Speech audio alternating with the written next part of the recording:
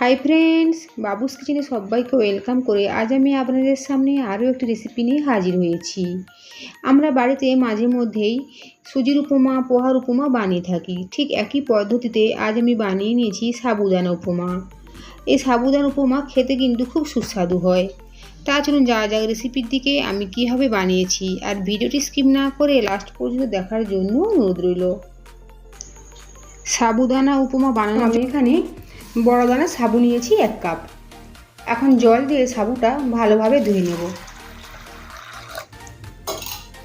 আর সাবুটা খুব ভালোভাবে ধুয়ে নিতে হবে কয়েকবার জল পাল্টে।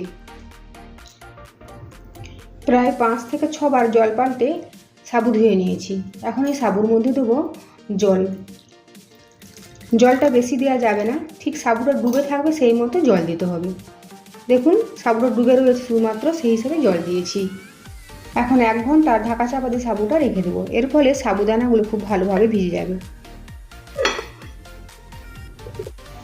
1 ঘন্টা পর ফিরে এসেছি। দেখুন সাবুদানাটা পুরো জলটাই সোক করে নিয়েছে আর সাবুদানাটা ঝরঝরে রয়েছে। আর দেখুন সাবুদানাটা খুব সুন্দরভাবে ভিজে গিয়েছে। এখন যাব নেক্সট প্রসেসে। রান্নার জন্য একটা প্যান বসিয়ে দিয়েছি। এখন দেবো সাদা তেল।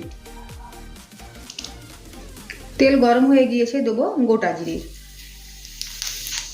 জুলিয়ান কাট আদা, কোচানো কাঁচা লঙ্কা। কয়েক সেকেন্ড সময় নিয়ে ভেজে নেব। দেবো একটা মিডিয়াম সাইজের কোচানো পেঁয়াজ।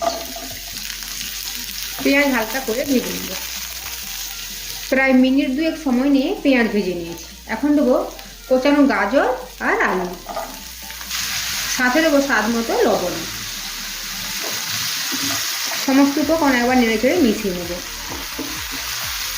আর দেবো ফ্রেশ কারি পাতা। সব কিছু আবার একবার নেড়ে চেড়ে নেব। গ্যাসের ফ্লেম একদম কমিয়ে রেখে ঢাকা চাপা দিয়ে রান্না করব। এর ফলে সবজিগুলো সেদ্ধ হয়ে যাবে। সবজিগুলো সেদ্ধ হয়ে গিয়েছে। দেখুন আলু ভালোভাবে সেদ্ধ হয়ে গিয়েছে, সাথে গাজরও সেদ্ধ হয়ে গিয়েছে। দেবো রোস্টেড চিনেবাদাম।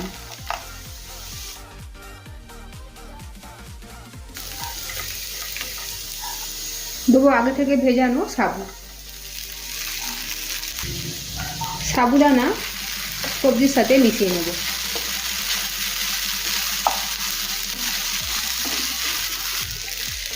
সাবুদানা ভালোভাবে মিশিয়ে নিয়েছি। এখন ঢাকা চাপা দিয়ে 3 থেকে 4 মিনিট রান্না করে নেব। প্রায় 3 মিনিট পর ঢাকাটা সরিয়ে নিয়েছি। সাবুদানা ভালোভাবে রান্না হয়ে গিয়েছে সবজির সাথে। আর দেখুন ঝরঝরেও রয়েছে। এই সাবুদানা রেসিপি যদি নিরামিষ দিনে বানাতে চান তো পেঁয়াজটা স্কিপ করে বানিয়ে নিতে পারেন, তাতেও কিন্তু টেস্ট খুব ভালো হবে। এখন সবশেষে দেবো 1/2 চামচ পরিমাণে ঘি। আর ঘি মিশিয়ে নিলে তৈরি হয়ে গেল সাবুদানা উপমা। আজকের আমার এই সাবুদানা উপমা কেমন হয়েছে তা অবশ্যই কমেন্ট করে জানাবেন। সাথে আমার বাবুস কিচেন ফেসবুক পেজ ফলো করার জন্য অনুরোধ রইল আর ইউটিউব চ্যানেলটি সাবস্ক্রাইব করার জন্য অনুরোধ রইল।